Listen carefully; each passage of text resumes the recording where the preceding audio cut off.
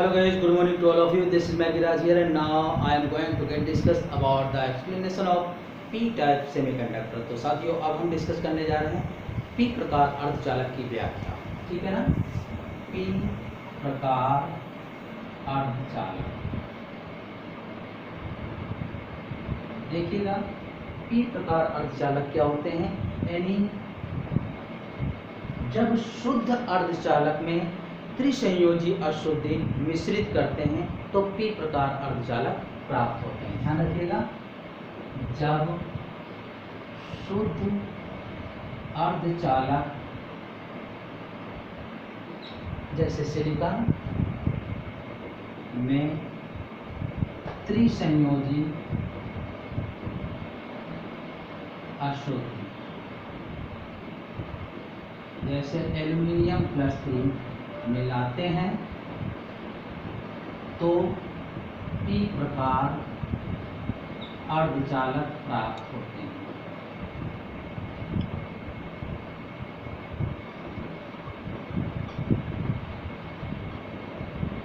Okay, ध्यान रखिएगा, जब हम शुद्ध अर्धचालकों जैसे जर्मेनियम सिलिकॉन में त्रिसंयोजी अशुद्धि जैसे एल्यूमिनियम +3 मिश्रित करते हैं तो हमें P प्रकार अर्धचालक प्राप्त होते हैं। कैसे होता है, तो देखिए जैसे ये एल्यूमिनियम परमाणु है और इसकी बाह्यतम कोश में 3 इलेक्ट्रॉन होते हैं।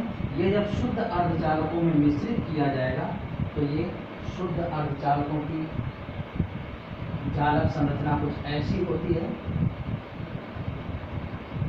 ये सब सिलिकॉन है और सिलिकॉन शुद्ध अर्धचालक होते हैं। तो शुद्ध अर्धचालकों में जब हम त्रिसंयोजी अशुद्धि मिश्रित करते हैं तो P प्रकार के अर्धचालक प्राप्त होते हैं और ये इनकी चालक संरचना होती है। ठीक है, इस तरीके से। तो देखिएगा ये त्रिसंयोजी अशुद्धि है एल्यूमिनियम +3 और इसकी बाह्यतम कोश में 3 इलेक्ट्रॉन है, एक ये और एक ये। ठीक है ना, अब चौथे के लिए इसके पास कोई इलेक्ट्रॉन उपस्थित नहीं है। तो देखिए ये क्या है, ये 3 इलेक्ट्रॉन आप अपने आसपास के शुद्ध अर्धचालक जैसे सिलिकॉन परमाणुओं के इलेक्ट्रॉनों से दो तरफा साझेदारी कर लेते हैं, ये। ठीक है ना, ध्यान दीजिएगा, एक ये इलेक्ट्रॉन था, एक ये इलेक्ट्रॉन था, एक ये इलेक्ट्रॉन है। अब चौथे परमाणु के ये जो है सिलिकॉन, इसके चौथे इलेक्ट्रॉन से साझेदारी करने के लिए इस एल्यूमिनियम परमाणु के पास कोई इलेक्ट्रॉन उपस्थित नहीं है। तो ये इलेक्ट्रॉन इसकी साझेदारी के लिए लाया गया है, ये इलेक्ट्रॉन लाया गया है और ये कहाँ से लाया गया है, वही शुद्ध परमाणु पंच संयोजी वाला जिसमें मुक्त इलेक्ट्रॉन आवेश लाने और ले जाने का कार्य करता था, वही इलेक्ट्रॉन यहाँ पर कूद कर आएगा और यहाँ उस इलेक्ट्रॉन की पूर्ति करेगा। तो इसीलिए ये खाली स्थान था, इसीलिए इसको क्या बोलते हैं, इस इलेक्ट्रॉन को होल बोलते हैं। ध्यान दीजिएगा, ये खाली स्थान में जो आया हुआ इलेक्ट्रॉन है इसे होल कहते हैं, क्योंकि इसके पास कोई इलेक्ट्रॉन था ही नहीं, ये खाली स्थान था। ये वही मुक्त इलेक्ट्रॉन आकर के इसकी जगह घेरेगा और इस इलेक्ट्रॉन से साझेदारी करता है, तब ये बंध बनता है। तो ध्यान दीजिएगा, जब हम शुद्ध अर्धचालक जैसे सिलिकॉन में त्रिसंयोजी अशुद्धि जैसे एल्यूमिनियम +3 मिश्रित करते हैं तो एल्यूमिनियम परमाणु के तीनों इलेक्ट्रॉन अपने पास में स्थित शुद्ध अर्धचालक जैसे सिलिकॉन परमाणु के 3 इलेक्ट्रॉनों से दो तरफा साझेदारी करके सहसंयोजी बंध बना लेता है। लेकिन चौथे इलेक्ट्रॉन अर्थात सिलिकॉन परमाणु के चौथे इलेक्ट्रॉन से साझेदारी करने के लिए एल्यूमिनियम परमाणु के पास कोई इलेक्ट्रॉन उपस्थित नहीं होता, अर्थात यह खाली स्थान होल होता है। इस जगह इस इलेक्ट्रॉन से साझेदारी करने के लिए जो इलेक्ट्रॉन लाया जाता है वही इलेक्ट्रॉन होल होता है, क्योंकि वास्तव में ये स्थान खाली होता है। तो देखिएगा होलों में क्या है, कि यहाँ पर NH ग्रेटर Ne होगा, ठीक है ना। और ध्यान दीजिएगा कि जिस परमाणु के पास यह खाली स्थान होता है उसे ग्राही परमाणु कहते हैं, अर्थात एल्युमिनियम परमाणु कौन सा परमाणु होगा, ग्राही परमाणु, ठीक है ना। तो ये है और यह स्थिति यहाँ पर बनेगी, ठीक है ना। अब हम देखते हैं कि इन पी प्रकार और एन प्रकार अर्धचालकों में इसका संकेत जो हो जाएगा पी प्रकार का, इस तरीके से बनाएंगे, ये यहाँ पर ये होल होता है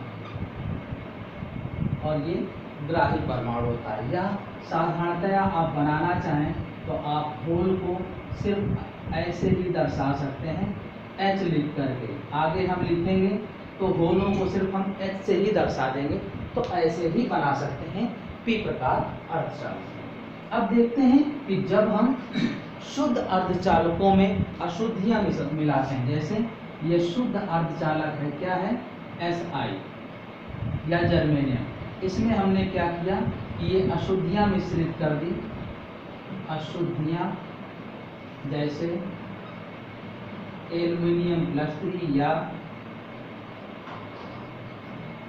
आर्सेनिक +5 मिलाया। जब ये मिला देते हैं तो यहाँ पर जो संयोजी बैंड था और चालन बैंड था उनमें कुछ एक ऊर्जा स्तर और विकसित हो जाते हैं, ठीक है ना, जिससे कुछ ऊर्जा स्तर और विकसित हो जाते हैं, ठीक है ना, ध्यान रखिएगा। अब ये कैसे विकसित होते हैं तो देखिएगा, ऐसे था, ये वैलेंस बैंड था, चालन और संयोजी बैंड और चालन बैंड, ठीक है ना। तो यहाँ की जो ऊर्जा थी कंडक्शन बैंड की EC और वैलेंस बैंड की EV थी, यानी इसको हम बोलते हैं संयोजी बैंड और इसको बोलते हैं चालन बैंड। तो चालन बैंड की ऊर्जा EC होगी और संयोजी बैंड की ऊर्जा EV होगी। तो जहां देखिएगा, ध्यान रखिएगा, चालन बैंड के नीचे एक ऊर्जा स्तर होगा और इसको बोलते हैं ED और इसके एक ऊपर होगा, इसको बोलते हैं A। ये होती है डोनर एनर्जी, दाता ऊर्जा, और ये ग्राही ऊर्जा होती है। इनको इसलिए ED और EA से डिनोट किया गया क्योंकि डोनर एनर्जी बोलते हैं और ये एक्सेप्टर एनर्जी बोलते हैं। आप ऐसे लिख सकते हैं, डोनर एनर्जी और एक्सेप्टर एनर्जी,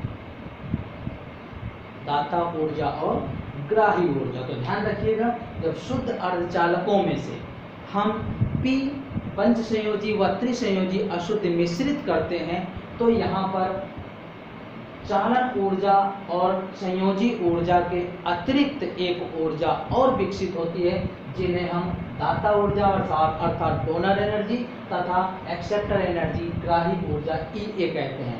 दाता ऊर्जा यानी डोनर एनर्जी चालन बैंड के थोड़ा सा नीचे होती है और ग्राही ऊर्जा यानी एक्सेप्टर एनर्जी संयोजी बैंड के थोड़ा ऊपर होती है। तो ये किस प्रकार से होती है, तो इसके लिए भी देखते हैं कि P और N प्रकार के अर्धचालकों में ये किस प्रकार से दर्शाई जाएगी। तो ध्यान रखिएगा, T ग्रेटर देन 0 केल्विन की बात चल रही है यहाँ पर।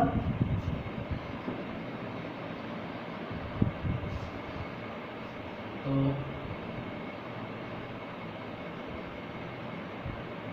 N प्रकार के लिए है और ये P प्रकार के लिए है।